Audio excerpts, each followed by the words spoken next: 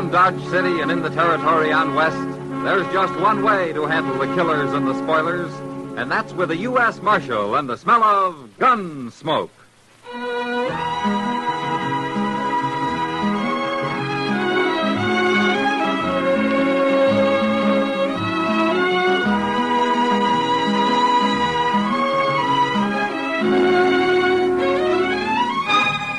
Gunsmoke, starring William Conrad. The transcribed story of the violence that moved west with young America. The story of a man who moved with it. Matt Dillon, United States Marshal.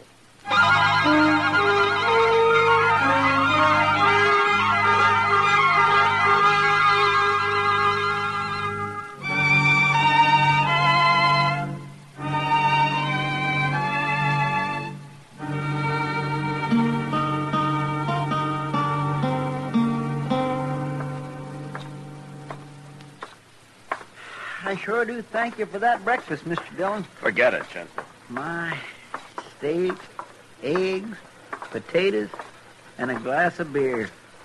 Why, that could last a man clean to noon dinner. I guess it could. Mr. Dillon, you figure Amel will have your horse shod by the time we get there? He should.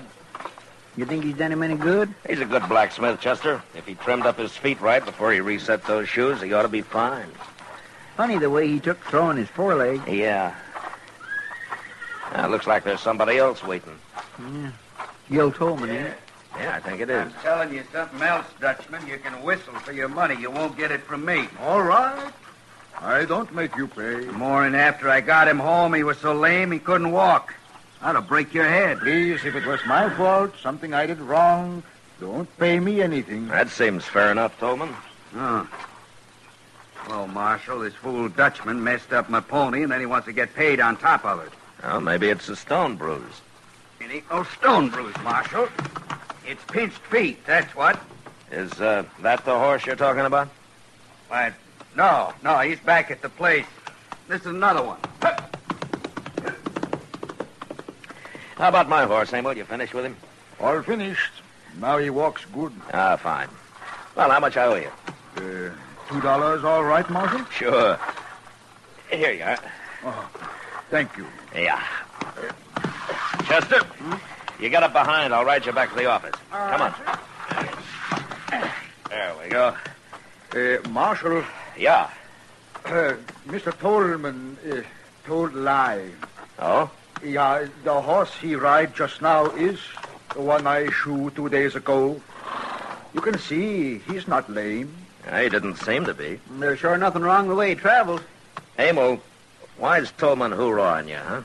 Do you know? Maybe because I'm German. Maybe something else. Who knows? Well, I'll ask him to settle his bill with you if you like. No, Marshal. Well, you won't get rich if you aren't paid, Amel. Money is good, yeah, but better to have no enemies. All right, Amel. Well, Chester, hang on. Mercy on us!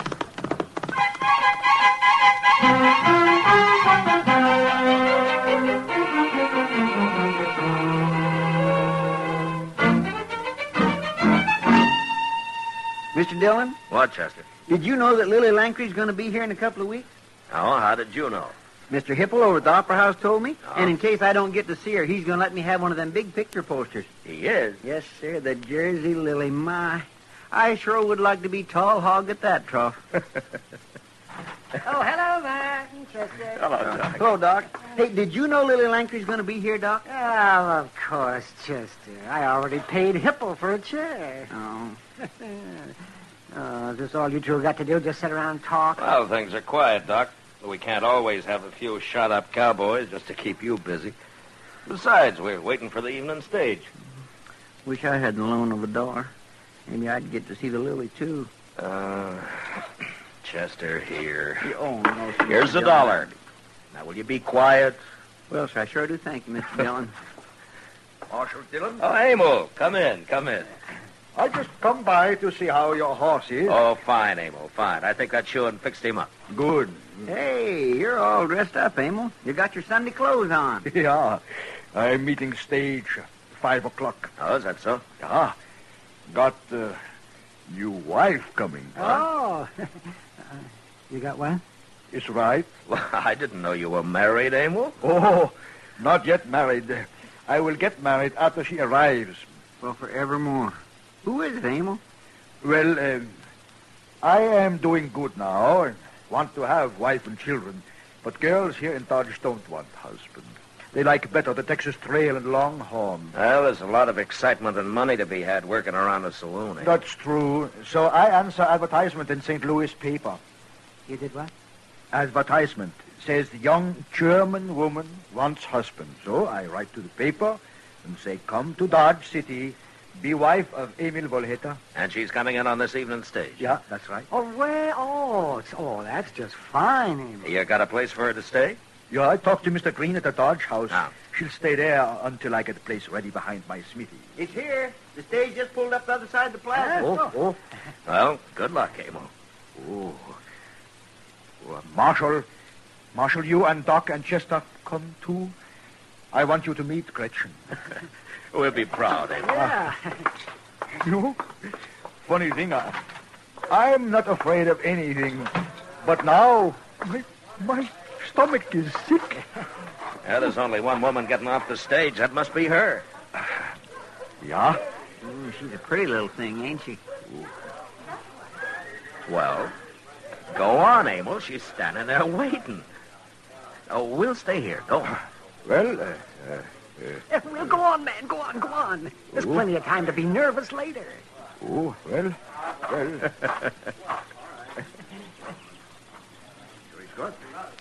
Guten Abend. Ich bin Amel Wolheter. Ich bin fröhlich und glücklich, dass Sie gekommen sind. Herr Wolheter? Ich hoffe, die Reise war nicht My, so schwer. listen to that. Nein, ganz gar nichts. Ich bin erfreut, herzlich. Makes you wonder how they can understand each other, don't it, talking that way? Oh, Chester, for heaven's sake. Liebe Leute, ich werde Sie Ihnen... Oh, look, he's bringing her over here. Sprechen Sie Englisch, Fräulein Gretchen? Ja, natürlich. Ach, gut. Marshal Dillon, Gentlemen, Miss Gretchen Schiller. How do you do, gentlemen? How do? How do you do, ma'am? Welcome to Dodge, Miss Schiller. Thank you, Marshal. I hope you'll be happy here. And you've certainly got a fine man. I know much about him already. We have written. Now, Marshal, I will take Gretchen to the hotel. Kommen Sie. Wir gehen jetzt. Gretchen, mal her.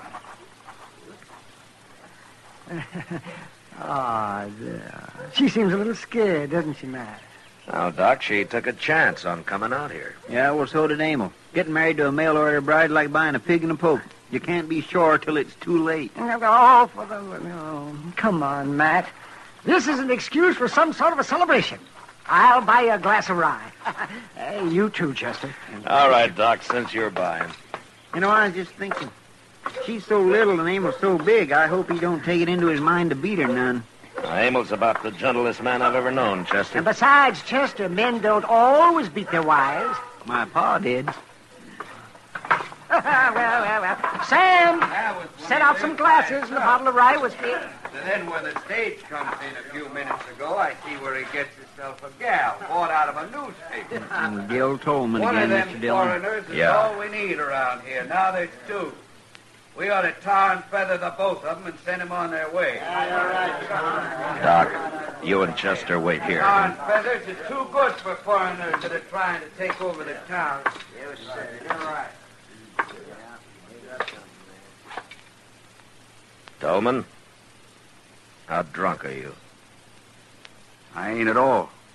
You talk like a man that's been drinking. Ain't a man allowed to say what he thinks around Dodge no more, Marshal? Not when he's thinking that way, Tolman. This is between Wolheter and me. Has nothing to do with the law. It's got a lot to do with me, Tolman. Now, you drink up and get out. And you take Spooner and Willie here with you. Just a minute. Now, you listen to me. All of you.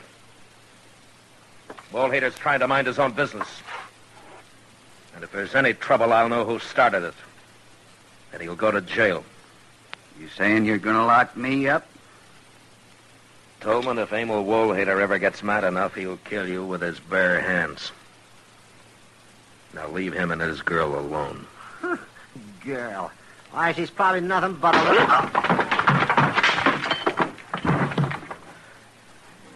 All right, Tolman.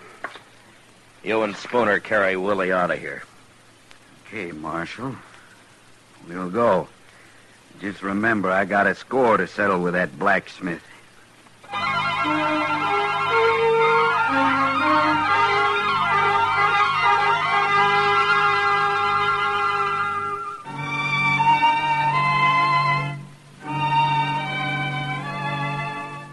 By the end of the next week, Amel Wolheter had finished fixing up the little room out behind his smithy. And the week after that, he married Gretchen Schiller. On their wedding night, they made quite a picture, standing there by the fire out behind the smithy. The great giant of a man and his tiny little bride, smiling and happy. Doc had come along, too, and he was busy with his fiddle. People were laughing and eating and drinking. Somebody had brought along a barrel of beer, and there were hard-boiled eggs and pickled pig's feet, roast chicken, and smoked beef. Some of the women had brought sugar cakes and dried apple pie, and some of the men, whiskey. It was good fun, until Tolman and his sidekicks arrived. Well, I didn't think he'd show up here, Mr. Dillon. No, neither did I. Where's the dancing? He's kind of drunk. Yeah, so are Willie and Spooner. Willie, go find yourself a gal. You too, Spooner. Me, I got one waiting. I'm gonna dance with this little old gal. How about it, Mrs. Wolheter? Emil? Come on, gal, dance. He don't care. Emil? We are all friends here. But I... Nobody's dancing right now, Tolman. Why don't you forget it, huh? Well, if it ain't the Marshal. You are welcome here, Mr. Tolman. There's food on the table and drink. I don't want nothing to drink. I want to dance. Doc, start that fiddle playing. Come on, you. We're gonna dance. Maybe you drink too much to dance. Don't you lay a hand on me. Why don't you just go home, Tolman, and sleep it off? Me and Gretchen's gonna dance, that's why. Come on. I'm sorry to do this, Mr. Tolman. Put me down. But now we put you in the water trough. Put me down. Cool you off. You stupid ox. Put me down. All right. There you go.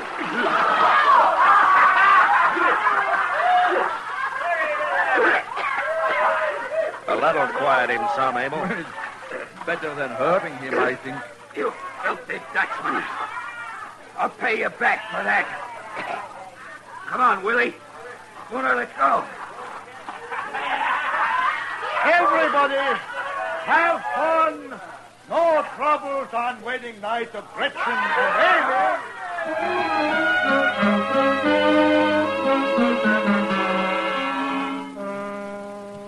And there wasn't any more trouble that night, or in the week that followed. I kept my eyes open, but there was no sign of Tolman or his two wranglers, and Dodge was pretty peaceful. Then late one night, trouble did come, but not the way I'd expected it. I'd fallen asleep on a cot in the office. Mr. Dillon? What? Mr. Dillon. What? Wake up, Mr. What? Dillon. What's the matter? What's the matter, Chuck? There's a fire. What? It's the blacksmith shop. I come as quick as I could. Well, is it bad, Yes, Chester? sir. A bunch of the men are out there now. Where's Amel? I don't know. Nobody's seen him. How about Gretchen? Miss Kitty's with her. She's pretty upset. Oh. By the time we got bucket lines going, the place is just about burned to the ground. Well, how did it start? Do you know? No, sir, I don't. But a shack like that flares up pretty quick. They didn't have time to get anything out, beds or tables or the like. Well, there doesn't seem to be much left but a pile of coals. So there ain't. Oh, there's Miss Kitty. Over there. And Gretchen. Yeah. Oh, Matt. Ms. Wolheter. Kitty. Oh, Marshal. He's gone, all gone. And Emil worked so hard. Now, it's going to be all right, Miss Wolheter. Kitty, why don't you take her on over to your place, huh? That's a good idea. Come on, honey. Oh, no, I can't. Emil will be back. He'll worry. Well, the marshal can tell him where you are. Where is your husband, Gretchen? He was called away Oh? When? a few hours ago. A man came for him, said he was needed. Well, who was it? He was one of the men who came our wedding night. Oh, she means the night of the chivalry, Matt. Yeah. It must have been Willie or Spooner. Ja, that's right. Gretchen, liebchen. Liebchen, bist du beletzt? Oh, Liebchen. Emel, der Gott. Ich war so bang Amel, Gretchen, it burned too fast. The men couldn't get water to it. Yeah, I know, Marshal. I've heard, but Gretchen is safe. That is important. I'm going to take her with me, Mr. Wolheter. You're very kind, Miss Kitty. Right now, she needs a woman. Yeah. Come on, Gretchen. Let's go. Ja, all right. Marshal, I think somebody set that fire. Oh, why do you think so, Amel? Somebody wanted me away from my place. So he told me I was needed down the trail towards Willow Bend. But there was no team of horses with thrown shoes. Well, maybe you just missed him in the dark. Well, didn't the man who came for you wait to lead you back? No, he rode on. By the time I dressed, he was gone. Did you know him, Amel? Yeah. It was the man Spooner. He works with Tolman. No, he works for Tolman. Yeah, and Tolman's just mean enough to do it. He is. Look, Amel, if you'll say that Tolman did it, I'll have him in jail by morning. No, Marshal. No, this I settle myself. I won't have any killing, Amel. No. There will be no killing, Marshal, but for the first time, I am getting very angry. Not so much for me, but for little Gretchen. Oh, what are you going to do? I will wait. And when I see Tolman, I will teach him lesson.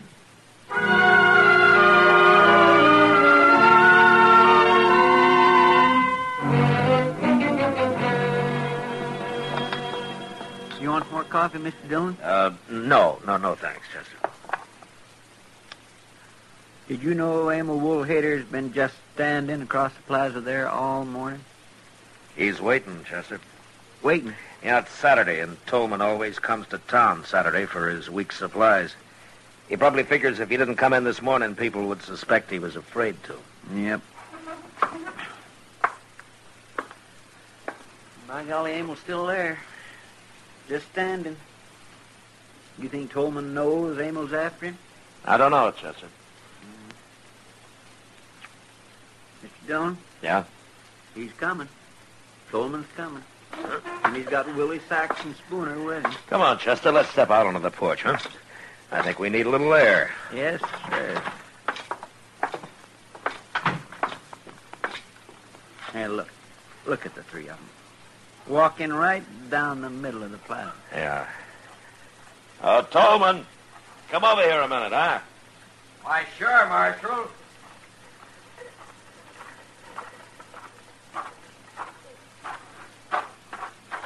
What do you want? Tolman! That crazy Dutch. All right, Tolman, you and your men drop your guns. Well, now, wait a minute, Marshal. Drop them, I said.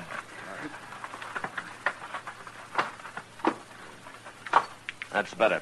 Now, gentlemen, I think the blacksmith wants to talk with you. What? Mr. Tolman. I don't mind when you don't pay me for work. I don't mind when you are a little drunk. But when you do something to upset my wife, I mind very much. What are you talking about? I'm going to fight you, Tolman, and hurt you. You lay a hand on me, and Spooner and Willie here will tear you to pieces. I don't want to fight other men, but if they try to stop me, it's too bad. You are crazy. No, just very mad. I'll see that they come at you only one at a time, Amel. Please, Marshal, you stay out of it, out. If they want to come at me at the same time, let them. Boys, get the Dutchman.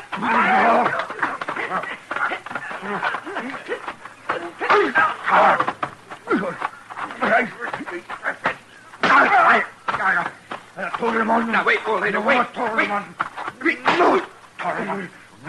Tolman. All right, Amel, that's enough. Tolman. Amel. Amel, stop it. Stop it. Yeah. Chester, Run up and get the I'm doctor. right here, Matt. I saw the whole thing. Oh, my, what a beautiful fight.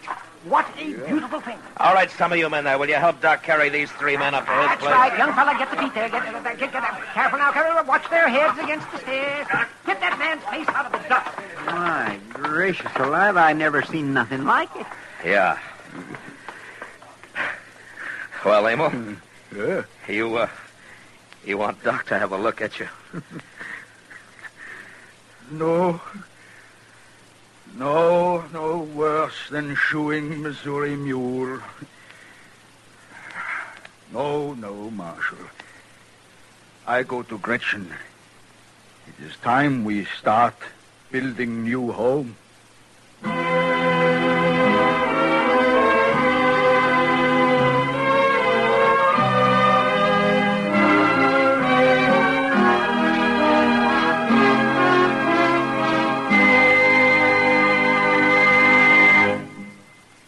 Gunsmoke, transcribed under the direction of Norman MacDonald, stars William Conrad as Matt Dillon, U.S. Marshal. Tonight's story was specially written for Gunsmoke by Mr. MacDonald, with music composed and conducted by Rex Corey. Featured in the cast were John Daner, Gene Bates, Vic Perrin, and Luke Krugman. Harley Bear as Chester, Howard McNear as Doc, and Georgia Ellis as Kitty. George Walsh speaking. Join us again next week as Matt Dillon, U.S. Marshal, fights to bring law and order out of the wild violence of the West in Gunsmoke. When rustlers are on the loose, Gene Autry isn't long getting on their trail tomorrow night on most of these same CBS stations. Don't miss Gene's adventure titled Maisie's Boys, and a hard lot you'll find them, too. It's the Gene Autry Show with songs by the Melody Ranchers and Adventure 2 tomorrow night at the Star's address. Stay tuned now for Gangbusters, which follows immediately over most of these same stations.